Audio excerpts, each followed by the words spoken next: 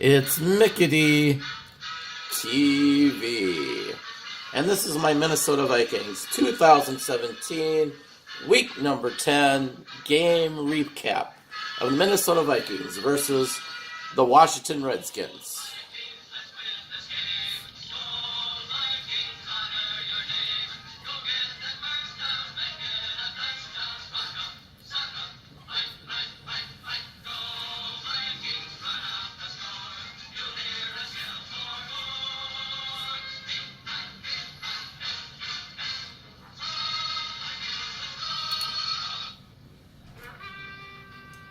And as we all know, the Minnesota Vikings did beat the Washington Redskins by a score of 38-30. It was a high-scoring affair. It was a game I think the Vikings should have had well in hand.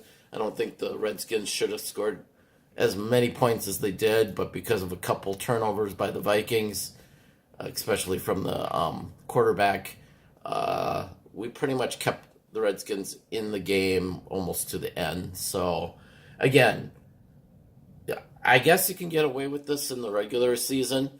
In the playoffs, mistakes like this are going to burn your ass. And I don't know if Mike Zimmer will ever learn that lesson.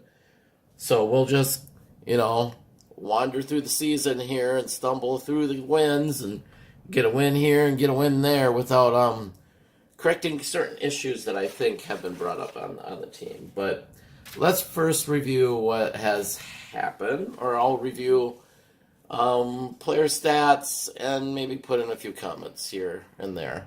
And beg my pardon, but I've been kind of sick lately. I've been having coughing, stuffy nose, and usually I have this sent out on a Tuesday or Wednesday, but I was like really tired on Wednesday and then just kind of fighting a cold and busy with a bunch of stuff. So my apologies for this recap on being late, but we shall continue.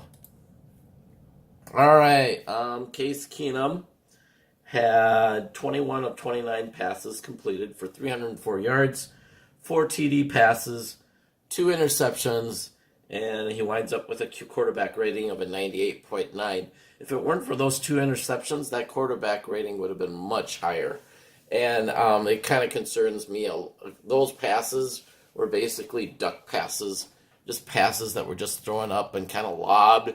And they were just like easy interceptions that the Redskins got. And he threw a couple, at least 2 or 3 other passes like that he got away with by either one of his receivers getting it or the Redskins didn't intercept it. And, he had great stats, but at the same time, he made a lot of mistakes. And you can have the greatest stats in the world, but if you give up a big critical mistake, that could be a difference between a win or a loss in a game. And he needs to bring that down. I know he's the backup quarterback, so I'm kind of torn between should he continue playing or should we bring in Teddy Bridgewater? And based on experience, I would say, or based on what I've seen in the past, I would say keep Keenum in. Bridgewater has not been like a really outstanding quarterback. He's not a Tom Brady type of quarterback. If this was Tom Brady trying to come back, I'd say, yeah, put Tom Brady in. But Teddy Bridgewater is no Tom Brady. Not yet anyway. So as far as I'm concerned, keep Case Keenum in until something happens where we start losing games because of him or something like that. And then carry on with that. So he had a pretty good game stat-wise, but the interceptions and a few passes concerned me. Latavius Murray, our leading running back, rushing for the day, 68 yards rushing, and a TD. Nothing too fancy about the running on this game, which is fine as long as we get a win. This was definitely more of a passing game on that day than rushing. So, but he did a very good job. Adam Thielen led the team with 166 yards receiving with 8 catches and a TD. Had a great game. Great to see him doing what he's doing. Stephon Diggs getting more passes thrown to him and doing some big yardage plays. He finished the game with 4 receptions, 78 yards. receiving, and a TD. So it's great to see him back in the game, and I hopefully he's definitely overcome his injuries. And with him and Thielen in, and then Rudolph, uh, our receiving core and our tight ends are pretty damn good. So, and then our other guys should be able to pick up the slack if they're needed for stuff like that. So, it's very good to see the wide receivers starting to come back together and putting up some good points and catching balls and that. So, more to come on that down the road. Offensive line wise, we gave up no quarterback sacks. There were only 2 QB hits and 3 tackles for losses and 2 passes defended against us. So our offensive line actually did pretty good. There was no quarterback sacks. Keenum is a very good situational awareness type of quarterback, so a lot of the credit to him too for moving around in that. But the blocking has been good. The line's gelling. Let's hope it continues. We can't quite see this guy here. I'm gonna see if I can reverse this back. Yeah. All right, there we go.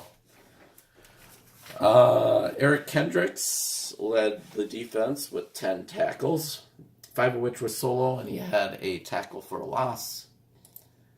Harrison Smith, 8 tackles, 6 of which were solo. Daniel Hunter, this guy kind of came out of nowhere in this game. I haven't mentioned him too much this season, if at all. 4 tackles, 4 of which was solo, 1 sack, 1 tackle for loss, and 2 QB hits. So that was good to see. Our defense gave up a lot of points, but at the same time, they were the result. A couple of those touchdowns were a result of turnovers on the offense. So how much of it is the defense's fault and how much of it is the fault of the offense is, kind of crazy. But I wish the defense would have probably held them down more. But then again, when we had a big lead, we went right away to the prevent defense, which I'm sick and tired of seeing this coach of ours go to a prevent defense when we have a big lead and there's still like a quarter and a half left to play. So there's a lot of things that still concern me about this team, especially on defense, but they got the job done. One thing of note, Everson Griffin, I mentioned last game, he tied a franchise record for 8 sacks or at least 1 sack in a game for 8 games in a row, tied a Vikings record. And that was, that's where it stopped. Because in this game, nothing. Everson Griffin didn't get a sack. He didn't even get a tackle. He didn't get much, which tells me either the Redskins were double teaming him or they were doing a lot of plays away from where he's at. So I guess I would have to see the game footage more, but I have a feeling it's probably because he's getting double teamed and he's the biggest threat on the team. The Redskins probably knew that record was there, so I wouldn't be surprised if they focused on making sure he didn't get a sack in this game. So I'm not too concerned. He'll come back. He'll probably get like 4 or 5 sacks next game against the Rams or something like that. I wouldn't be surprised if something crazy like that happens. So Kai Forbath, he had only 1 field goal, 1 of 1. A great 53-yarder, though. I was amazed. And all of his extra points he made, 5 of 5. So definitely a perfect day for the kicker here. And special teams overall, did pretty good. So I give the special teams an A+. So that's about it for the game. Like I said before, same problems I see every week. And I just okay, you can get away with it in the regular season with these mistakes, but in the playoffs, you can't get away with mistakes like what I mentioned in this video. So the one thing I want to see is the Vikings just kind of cutting back on those mistakes during their wins, but we shall see. So I will talk to you guys later. Have a nice day. Bye.